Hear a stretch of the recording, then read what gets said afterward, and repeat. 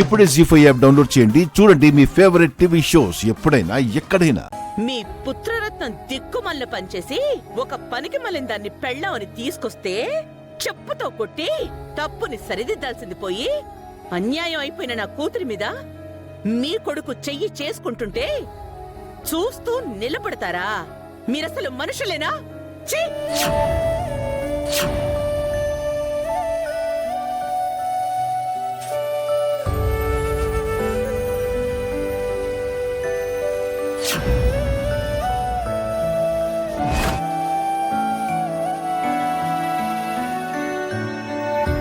ఏం జరుగుతుందండి?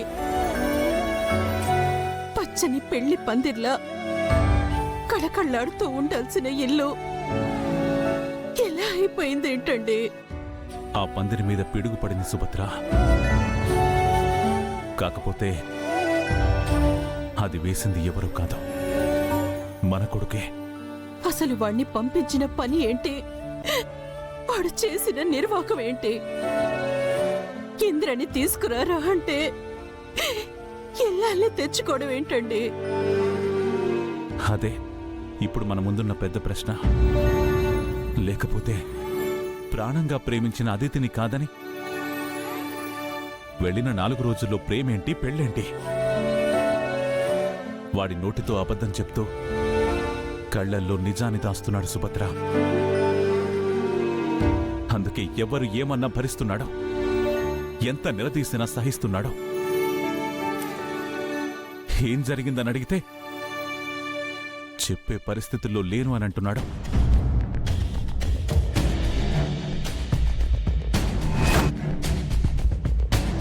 కాశ్మీర్లో ఏదో జరిగింది సుభద్ర.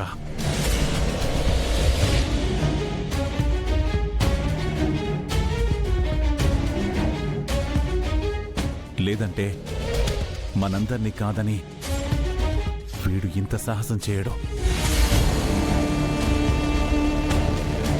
అదేంటో తెలుసుకుంటేనే గాని మనమేం చేయాలో మనకి క్లారిటీ రాదు. వాడెళ్ళి 2 నెలలు అవుతుంది. ఇంద్రని అడిగితే ఈ విషయం తెలుస్తుంది కదా. వాడెందుకు రాలేదో, వీడెందుకు ఇలా చేశాడో చెప్తాడు కదా. చెప్తాడు. ఖచ్చితంగా ఇంద్రకి వీడి ప్రేమ పెళ్లి గురించి తెలిసి ఉండాలి. బహుశా వాడందుకే రాలేదు.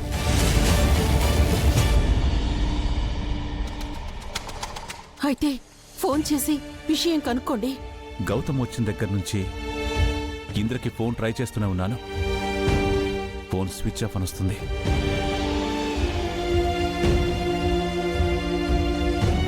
మరి ఎలాగండి? వీడు చెప్పక వాడు చెప్పక ఏం జరిగిందో మనకెలా తెలుస్తుందండి? కాశ్మీర్కి వెళ్తే తెలుస్తుంది.